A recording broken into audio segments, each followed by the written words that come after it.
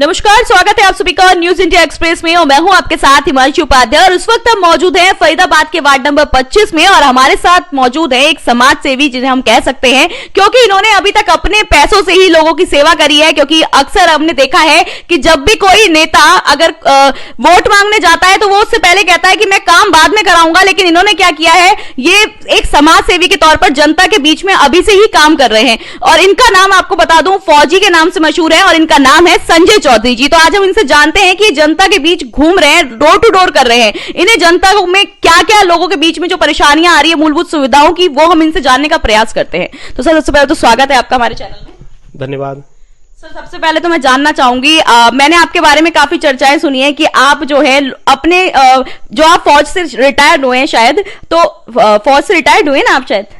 अच्छा, अभी आप फौज में ही हैं। तो आपने जो वहां से पैसा वैसा होते हैं जो भी आपको मिलते हैं, आपने अपने ही पैसों से लोगों के बीच में लोगों के लिए काम किया है, तो उस पर आप क्या कहेंगे? जी, ये बात तो बिल्कुल सही है। अभी तो मैं फौज में हूँ ही, तो जो मेरी गाढ़ी कमाई है, जो मेरी सैलरी है, तो उस सैलरी का ही मैंने इस्तेमाल किया और इस्तेमाल करके मैंने पब्लिक की सेवा की और जितने भी बन सका मेरे से, जहाँ तक मैं कोशिश हो सकी, मैंने लोगों को राहत पहुँचाने का काम किया। क्योंकि देखा मैंने कई सारी चीज़ें थी जो बिखरी हुई थी, सही से थी नहीं चीज़ें, लोगों को बहुत दिक्कत होती थी। तो इसका सुधार करने के लिए मैं बहुत दिन से ही लगा हुआ था और लोगों के बीच हर गली जाना, सभी के पास जाना, जन जन की समस्या सुनना, उसका निवारण करना, इसमें मैं बहुत दिनों से लगा हुआ हूँ। सर, अगर वार्ड नंबर हम 25 की बात करें तो हमें कहीं पे भी विकास की कोई भी किरण नजर नहीं आती कि वहां पर कहीं भी कोई विकास हुआ होगा आप मौजूदा पार्षद के द्वारा। तो इस पर आप क्या कहेंगे? बात तो आपकी बिल्कुल सही है। जब आपको ही कहीं नहीं नजर आया और आपने जनता से भी पूछा होगा, फीडबैक लिए होंगे, उन्होंने भी यही आपको बताया होगा कि मुझे भी नजर नहीं आया। तो दरअसल में मुझे भी नजर नहीं आया। अगर नजर आया होता तो मैं अपनी गाड़ी कमाई क्यों लगाता? तो मुझे तब जरूरत पड़ी जब मैंने, जहां मैं रहता हूं वहां से लेकर के और जितनी भी सराउंडिंग इलाके हैं, वार्ड 25 का जहां जहां एरिया आता है, उन सब में सबसे ज़्यादा दुर्दशा थी। उस दुर्दशा को बहुत हद तक मैंने कम करने का काम किया। सर, क्या क्या काम अभी तक आपने किया हमारे चैनल के माध्यम से, क्या बताएंगे आप? सबसे पहले तो जब मैंने स्टार्ट किया था बारिश के टाइम में, तो एक गली की दूसरी गली की कनेक्टिविटी नहीं थी, कीचड़ भरे हुए थे, क्योंकि पानी निकासी की कहीं पे सुविधा है ही नहीं, यहाँ पे बहुत ही मुश्किल है। तो उन जगह मैंने मिट्टी मलबा डाल करके और सही करने का कोशिश किया कि लोग एक दूसरे गली जाए, कनेक्टिविटी ठीक हो, बच्चे फिसल के ना गिरें, महिलाओं को चलने में दिक्कत ना हो, उनके कपड़े ना खराब हों।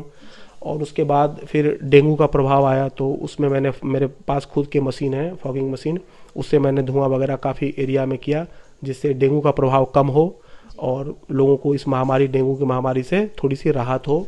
उसके बाद ये जो कोरोना काल आया, इसमें मैंने अपने घर पे कुछ राशन के पैकेट बांटे, लोगों के बीच जा करके हमने भोजन बनवा करके बांटा।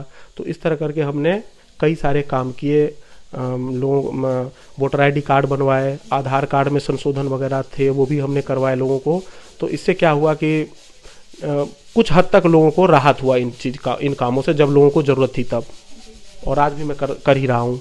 सर, अक्सर जो कैंडिडेट होते हैं, जो भी मतलब निगम पार्षद के चुनाव लड़ते हैं या कोई भी नेता हो, वो अक्सर ये कहते हैं कि अब अगर हम जीत जाएंगे तो हम विकास की तरफ ध्यान देंगे, लेकिन हम सुनते आ रहे हैं कि आप अभी से ही विकास कराते जा रहे हैं, अपनी जेब से पैसे लगा रहे हैं। ऐसा क्यों सर?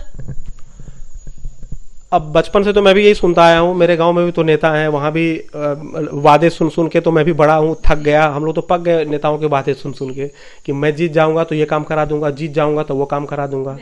अरे जीतने से पहले भी कुछ करा लो। जीतने में जो आप पैसे की बर्बादी करोगे, जो लगाओगे, वो थोड़ा पहले करा लो, तो आपको वो पैसे की बर्बादी की जरूरत ही नहीं पड़ेगी। पता नहीं क्या क्या करके लोग बाग जीत रहे हैं आजकल, आपको पता ही होगा।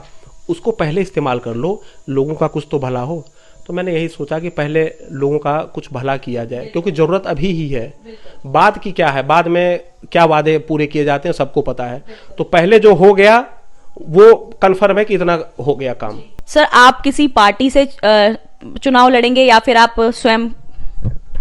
नहीं, एक तो पहले तो मैं आपको ये क्लियर कर दूं कि मैं चुनाव नहीं लड़ूंगा, क्योंकि मैं तो सरकारी मुलाजिम हूँ। अच्छा। ये जी, मेरी वाइफ भी सामाजिक कार्यकर्ता हैं, वो चुनाव लड़ सकती हैं। अच्छा। तो हमें किसी पार्टी की जरूरत तो फिलहाल मुझे नहीं है, ना मुझे कोई पार्टी चाहिए, क्योंकि पार्टी से टिकट लेना बहुत ही बड़ी महाभारत है, मुझे नहीं चाहिए। तो आप निर्दलीय लड़ने वाले हैं? जी हाँ, जी हाँ। मुझे जनता निर्दलीय ही सहयोग कर रही है। आपने भी महसूस किया होगा, देखा होगा। तो मेरे पास यही एक वो है, हथियार है कि मुझे किसी पार्टी की जरूरत नहीं, मैं ऐसे ही लोगों की सेवा करते करते ही लोगों से सहानुभूति मैं ले रहा हूँ।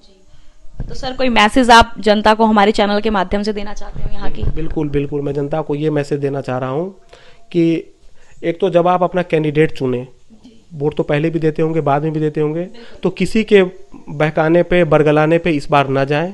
अपनी बुद्धि का इस्तेमाल करें, विवेक का इस्तेमाल करें, और बटन दबाने से पहले एक बार जरूर सोच लें कि मैं जिसको दे रहा हूं क्या वो 5 साल मेरे इलाके में रहेगा, काम करेगा। ये सोच करके आप दें इस बार। तो ये थे हमारे साथ संजय चौधरी जी, जिन्हें आप सभी फौजी के नाम से जानते हैं। और आपको बता दें कि ये अभी से ही जनता के लिए काम करना इन्होंने शुरू कर दिया है। और ये नहीं बल्कि इनकी वाइफ जो है, शायद वो यहां से चुनाव लड़ सकती हैं और ये निर्दलीय चुनाव लड़ेंगे। तो आपके हाथ में है कि आप किसे वोट देंगे, क्योंकि आपको पता है कि आपके लिए क्या सही है। और अपना वोट आपका इतना कीमती है कि आप उसे सोच समझ के दें और ये देख के दें कि आपके लिए विकास कौन कर रहा है। इस तरह की और भी खबरें हम आप तक पहुंचाते रहेंगे। तब तक आप जुड़े रहिए न्यूज इंडिया एक्सप्रेस के साथ। धन्यवाद।